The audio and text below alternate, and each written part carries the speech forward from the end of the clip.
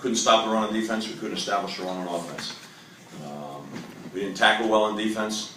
We didn't complete throwing opportunities that we had numerous of them on offense. So I think there's enough to spread it around. I like the way that we competed at the end, kept scratching and fighting. And if we had converted that 2-point conversion even at the end, we recovered the onside kick. It's a one-score game. So that's great and all that, but the body of the game, in my opinion, we couldn't stop the run, we couldn't establish the run, we couldn't complete the necessary passes, which we had great opportunities to do, whether it be drops or poor throws or what have you.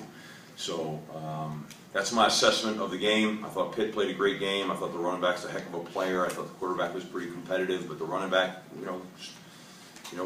couldn't be tackled. And that's on us. We got to do a much better job. I mean, it's power to him. He's a heck of a player, but we've also got to do a much, much better job tackling. So we got to get back to work and get on the fundamentals here. When we get back in full pads, we got to start tackling again. We got away from that because it was a short week. We got to go back and tackle and do all the things necessary to keep developing this football team. So, and as we move forward, we'll continue to play, young players and keep evaluating the tape and just trying to make a decision on who belongs in the game and who doesn't belong in the game. And, like I said, keep developing our team, get ready to play Southern California. With that, any questions? Coming into this game, how much of a focal point for you on defense was James Conner? I mean, obviously everything. We knew going into this game we had to stop the run. We didn't do it. Didn't happen. Steve, you see kids on film.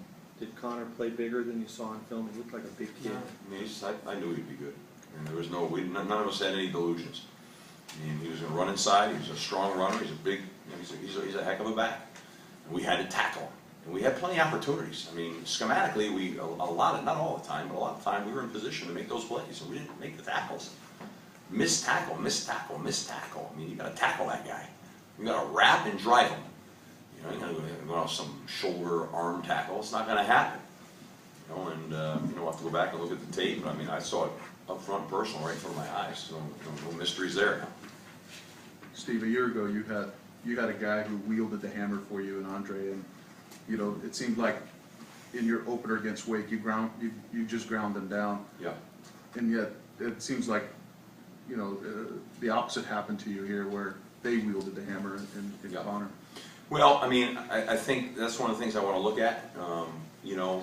But I think also they had a 9-man box. They were really loaded in there against the run, really, really heavy. They're basically playing a lot of cover one in there.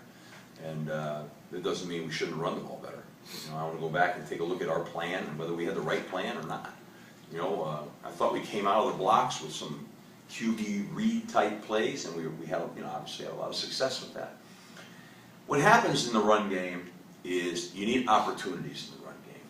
And when these games get a little like this, and you can't stop the run yourself, and you don't get enough cracks, it's hard.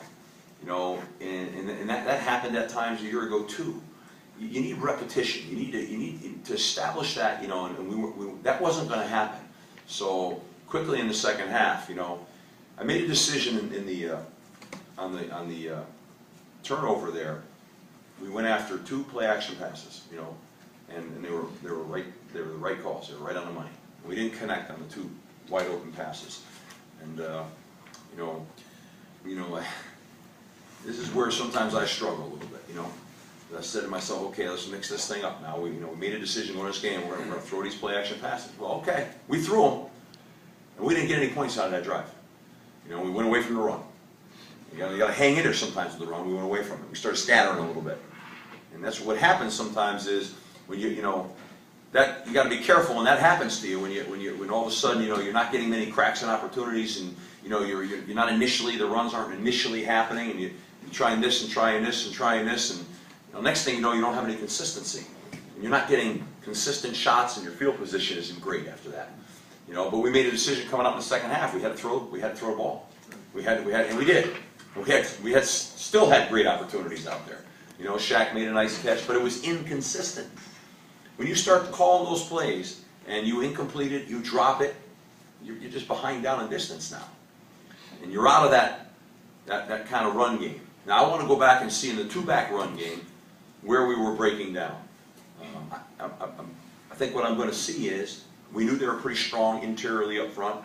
what I think we're gonna see is a 7-man box with low safeties, basically playing zero, which, you know, we used to call zero hole, which was essentially a 9-man box, okay? And that's why we were having those opportunities in the passing game.